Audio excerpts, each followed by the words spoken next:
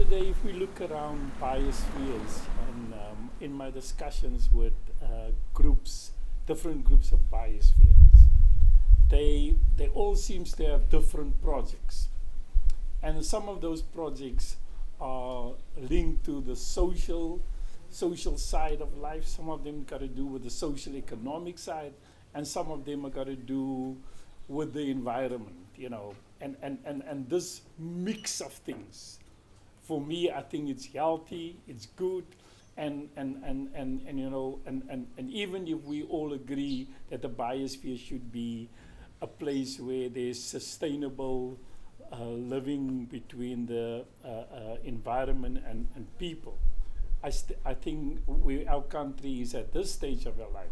It's still good that we're trying to develop that vision bit by bit as we go on. But then, now, does that fragmentation of cause problems? Because this is something we're finding with the biospheres. They seem to do everything. So why is it a biosphere? What does that even mean? What does that help? Look, at the end of the day, I myself don't know what the biosphere is, because as I go on, I try to tick the dots, and I'm trying to say, how do I develop projects that got to do? In an ordinary month, I would go and plant 60 trees. And then I would try to help a group of guys who want to open a business and try to mentor them and teach them and train them.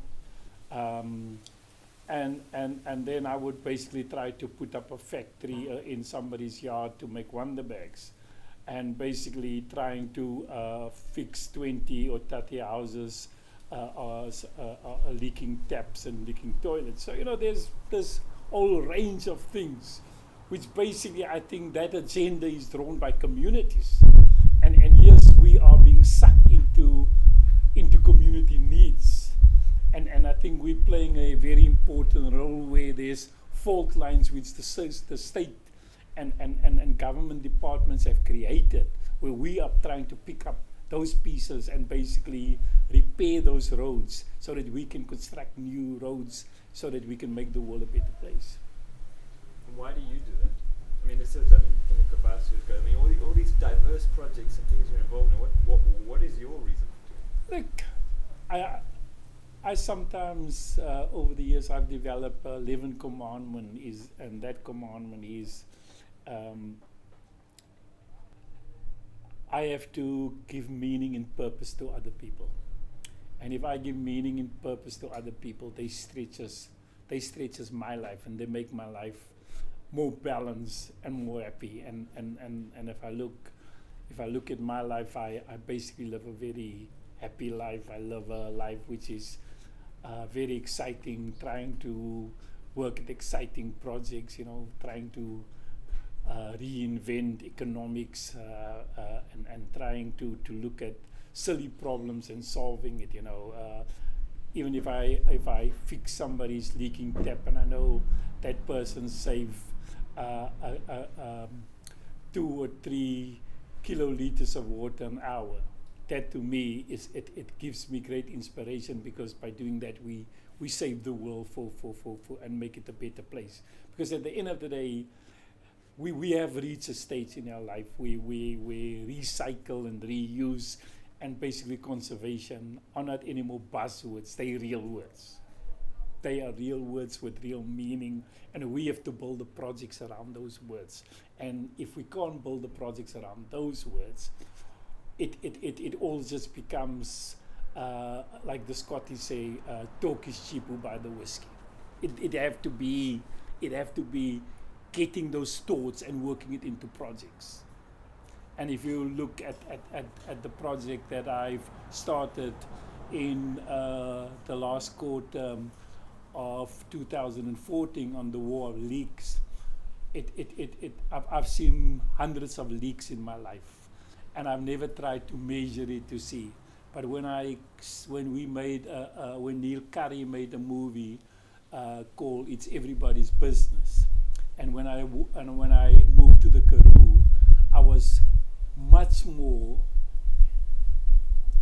in tune with my vision about water and the amount of water and the scarcity of water, and also the whole thing about water conservation, and the embargoes on water. And so by doing that, I had to look where is the fault line, and I believe the biggest fault line was humans, who when they go and piss, they use 9 liters of water, and inside their house usually they got 6 or 7 leaks. Now the municipality, it would be easier for them to get a small team together and fix that, but at one end, they don't want to do it because they say it's not in their mandate.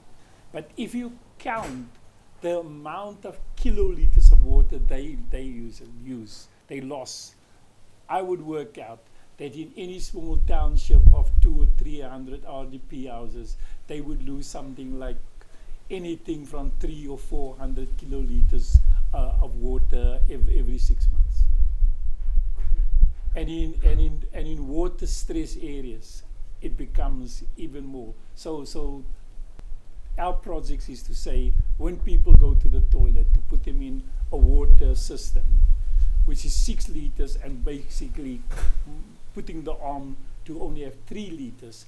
And that 3 liters means that if 5 people is in the house and they go to the toilet twice a day, they basically save 66% of water every time they go to the toilet, and that's a bloody lot of water.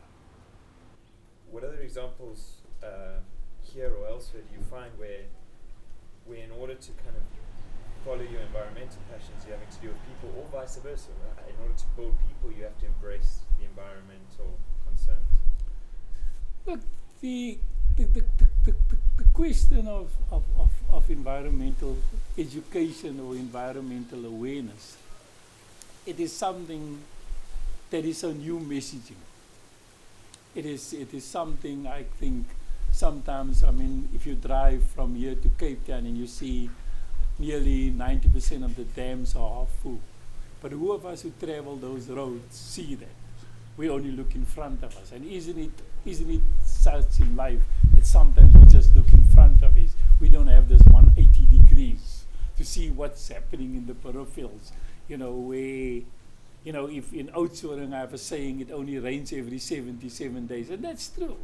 So the whole thing is to build small micro projects to basically get the messaging over and over by planting a tree, planting a speckworm, picking up dirt, having a workshop, and all that together, that messages is part of creating that awareness and creating that consciousness that yes, you know, this is a bigger fight for Mother Earth. And until we got all that together, we're gonna be able to basically organize and get the troops ready to protect Mother Earth against all these climate change and all the people, etc. But this is a long process of awareness and messaging. And how do we get that messaging across? Because, you know, you could tell a guy, say to him, "Hi, how are you?" And he could say, "I'm well," but he might not be well. And that may be the same in this whole debate of the environment. You say, yes, but you know, we haven't had rain for 66 days. Yeah, so who cares about it? But that is important, because every time we go to the toilet, we use and we waste 9 liters of water. So why do we use 9 liters of water? We could save 6 liters by having a toilet system that only uses 3 liters of water. But why should they care? So someone in a township like the one we just went to, they're sitting there, 60-70% unemployment, their jobs, limited food security, quite a high despondency. Why should they care about your environmental awareness? The great challenge for environmentalists. An environmentalist cannot have a 90 degree or 180 degree of life. He or she must have a 360 degree life. So the issues that you raise are the issues that exist nearly all over the world. How do we make the world a better place? We all get out there and start work. And yes, we could have a lot of theory and we could have a lot of reading and that, but somehow or other we will find wisdom and we will find answers once we start working. And all this it's about building small projects, getting people involved. Because in a modern day world, there's a great competition our attention, for us to get involved. So just as we are putting out a brand name or putting out a flag to say, come and join our army, there's many other flags. So we have to get together and we have to do that. And that's what I'm doing. I'm building groups of people around certain projects, be it planting spekbomen, being planting trees, be it picking up dirt, being training kids who go to school on what's the eco school and how, where they go on school, how they would conserve their water, how they could fix leaks, how they would basically plant trees, working with groups of people to fix leaks, groups of women who's making wonder bags and all that, because all of them are different people. So I got to build different magnets to attract them, and that is maybe one of the golden keys to open up this thing. But if you're going to have one key, you're not going to open that door because just as there's a lot of competition for your attention, we have to build many magnets to attract them. So Biosphere is about environmentalists then? I think Biosphere's environmental, it got just a little bit to do with environmentalists, because at the end of the day, the environment goes on without us. The greatest enemy of the environment is people. So the great challenge for all of us is to see how are we going to make people to be part of the environment. They actually got to be a living part of the environment. They can't see themselves as separated from the environment. This is like, this is one, and they won and together as the environment. How did you hear about Biospheres? I never knew that Biospheres exist. Look, I was very, I still believe that my life have run full circles, because 112 years ago, my forefathers built customers' gardens. So I was actually born in a biosphere. But if you told me that in the last 60 years about biospheres and that, I mean, I would have said to you, we would have got into a big argument, and I would have said, but what the fuck is biospheres, because I mean, at the end of the day, I lived in a biosphere, and then they threw me out and they threw me to the Cape Flats. And what biosphere is there? There's only loose sand and sandstorms building up. But I guess what I'm talking about here, sorry to interrupt, is biosphere reserves, the UNESCO biosphere reserves. How did you come to be aware of that as a structure? And look, when I moved to Oudtshoorn, I got involved in running small community projects, by picking up dirt, cleaning rivers on my own, and putting projects together and training people, to keep the place clean and building projects. And then some other people, I basically partner with people at Cape Nature. And they basically told me there's a movement of people who's trying to put together a biosphere, and they explained to me what a biosphere was. And they invited me to the first meeting of the biosphere. And at that time, until today, I still think, we are all trying to get to grips what is a biosphere. But I guess if you ask me what a biosphere, I think as we go on, we are all trying to line the dots. And I think it's going to be a long time for us to define what a biosphere is. But a biosphere is basically how do we make the world a better place.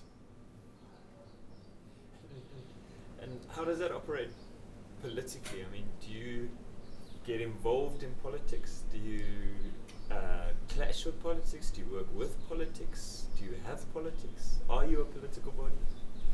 Look, I mean, I've been a political activist all my life, so politics is part of me. It's in my gray hair and it's in my toes. It's every part of me. But I've always been in the politics of issues. I'm not a political animal who would basically go and fight for politics just for the sake of it. When I was younger, yes, yeah, I got involved with all kinds of political activity, But as I grew older, I had to basically define what politics, and I believe I'm in the politics of biospheres, and that is basically trying to basically build biosphere and environmental projects all over where I stay in the Klein Karoo, and in all small towns. I have 1 or 2 small projects going from a very complex project to quite simple projects. And your interaction with municipalities? Look, municipalities on the whole, they're about power and money, and in South Africa, they like to keep those 2 bodyguards close to them, and that's their 2 big friends. The one issue that we need to relook and basically encourage all municipalities to appoint an environmental officer in all these municipalities to start that process. This will basically open up a whole new game plan where we could start by collecting dirt and planting trees to basically conserve the environment, and to very sophisticated projects like maybe planting spekbome or basically making wonder bags and or saving water or cleaning water and that. But at the moment, I don't think that municipalities in our areas, except 1 or 2, I think the others, their interest is to hang on to the power and hang on to their money, and they're not interested in biosphere. And how can you get around that? The way to get around it is to find that gem in the municipality who have commonality with him, and to ring him and fence him in with your projects. And I mean, the idea is not to go and tackle the whole municipality, but to find that civil servant and to work with him and to basically get him involved with your project. And we got a lot of examples where we have found 1 or 2 superstars in the municipality who have gone the extra mile to help us to put projects together. And the community themselves, do you get? I'd be interested to hear your idea of businesses in the private sector, as well as individuals. How do they receive biosphere projects? Do they support you? Do they get on board? Do they resist your initiatives? Look, we have got an organization in Oudtshoorn which is called the Dream of Oudtshoorn, and that is basically bringing together businesses and community members and volunteers. And when we built the first project, which was a bridge, which the British built here in 1906 or so, the first day we arrived there was about 80 people, and we basically built a whole environmental project where we basically planted bougainvillea trees and planting all this, and basically build a sidewalk next to it and build a drainage system. But like all these things, it's always to capture the moment, and I think as this thing goes on, because it's about volunteerism, and volunteerism, when the next week come we were 80, the next week we were 5, and so it always around 5, 6, 7, 8, 9, 10. But the challenge for us as environmental activists is always to magnetize our projects in our program to draw those 1 or 3, and that is basically what's forever in my mind, trying to magnetize the projects to attract more and more people in different things, because I think in the different projects they would be attracted to. And are they? Do you They find are. they They are. Why? What attracts them? Because number one, it's something new. It's like a group of ladies come and they do stone pitching, where in the normal life men would say that's only for them. Or they would come and plant a tree or flowers in the center in the center of the island of Adil Road. Or they would just enjoy picking up 10 black bags of dirt. And there's always people, there's always people who want to do something different. And they love it. Who do you think in the whole... What's your favorite project? So I'm just sticking with those people and what attracts them. Which of all the projects you do, which is your favorite and what is it doing? Look, my favorite project is water. Living in the Klein Karoo, I've been always aware when I arrived the first year here. There was a few areas who had water embargoes on them, where basically you could only use so much water. And the Gouritz cluster Biosphere Reserve, we had a filmmaker from Colorsdorp who made a movie. It's everybody's business. But we had the DVD, but we had to do and get it into a practical project, because everybody could sit in a nice chair and watch this amazing DVD about water. But how do we get it into a project? So my favorite project was thinking for months, how do we basically start a project that basically save water? And so I started with a small project of 15 houses and fixing all their leaks, from the taps to the toilets to the bathroom and the pipes. And me and a group of 6 other volunteers, we started that. And that basically grew now to the next one, where we fixed 225 houses, to another one which we fix 110. And at this moment, we're putting together another project, which in the next couple of weeks, we're going to fix another 100 houses.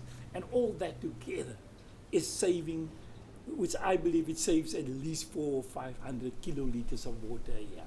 And in an area like this, where on the mountains the rainfall average is 500 millimeters a year, and on the lowlands it's 220 plus. And we need the water for agriculture, but we also need that water, because if we save that water, we can use that resource to build agricultural projects. And that's what I'm working always, how do we build the next one? By conserving this one, we could build this one. And that is maybe the whole puzzle, putting the puzzle together, where we save on this one, how we can build that one. And it's like all things in life, how we save one thing, we could build it. And only when we save this water can we basically build that one. And the people you're having an impact on, either in the water project or other projects you think of, which family, which individual can you think of whose life you really touched, and how? What was their situation, and what was the... Look, in the Karoo, and in the Klein Karoo, we have a scarcity of jobs. And in the last 3 or 4 years, at any given year, I would provide casual jobs for 3 to 3.5 months. And if people work, and even if they get 120 rand a day, they still have money to buy food, or to buy school clothes, or buy a matric dress for their daughter, or give a confirmation party or a first day party. And what I love is not the money part of it. It's those stories to tell those people. The stories that women who have got 3 or 4 children from different men, and who have come to work in our projects, where they have started to travel in Europe. They have seen how the environment in these projects can be a way out. And to me, that have been more encouraged than the money, that we could take a project and start a whole healing process into them. And also taking people who have felt hopeless and dismayed, that this had a profound difference in their life, that they could start building and constructing new lives in their way. How do you make them go along a new road? What do you mean by that? At the end of the day, people who live in townships live on survival mentality. So they haven't. Most of the people I work with, they live in shacks. They don't have a house. They don't have water. They don't have a toilet. They don't have anything. At home, if you walk into the house, there's about 3 or 4 or 5 places which leak if it rains. Remember, in Oudtshoorn it only rains every 77 days, so they only got leaking roofs maybe every 70 days. So if there's 2 or 3 breads and there's a tin of apricot jam, they would finish that. Because everybody who comes past, he will just make sure they finish it. It's a survival thing. So this whole thing is to start a new journey. It is to inspire them on new thinking. It's to inspire them that they could do better. And part of that is the inspiration which I got to build up every time with myself to inspire them, because they can't go backwards. They got to go forward. How do you keep that going? By building small magnets of projects. Projects that is magnets of attraction, different projects. Building their knowledge base and trying to tell them, there's only one way, it's the road ahead. Now, zooming out from that small picture, what is the impact on societies and the environment and the greater area of the whole Gouritz cluster biosphere? So you're involved in a certain section of it, but you're very aware of what's going on in all of it. And the biosphere as a boundary, as a concept, as an environment, as a vehicle, what impacts is having in the whole area of the Gouritz cluster? The Gouritz Cluster Biosphere Reserve is the only cluster biosphere reserve in the world, and this is an area of 3.2 million hectares, and there's 18 towns in it. Okay, we have only started work in about 5 or 6 or 7 of those towns, and we've got some small awareness projects and workshops in those towns. It's a new organization, and what we're doing in these towns which we are working is to basically develop the systems, and to see it works. So then we can duplicate it. And one of the examples I want to show this is that we are now on our 4th Warn Leaks project. And people in Gouritz Mond, in their trust, their local community trust, they have put aside 50,000 rand for a wall of leaks in that area. So it is how we have now we're going to duplicate our wall of leaks in the Gouritz Mond, and we're going to basically save water there. So eventually we would have a war on leaks in about 14 towns, but realizing the 3.2 million hectares, these are vast areas, so we got to basically build it from one place and building it out and out continuously, and that's what we're working on, and we're working to make everybody feel part of a biosphere, and also the different things that basically confront them in their towns, is to basically to work with them to see how can we realize their dreams there.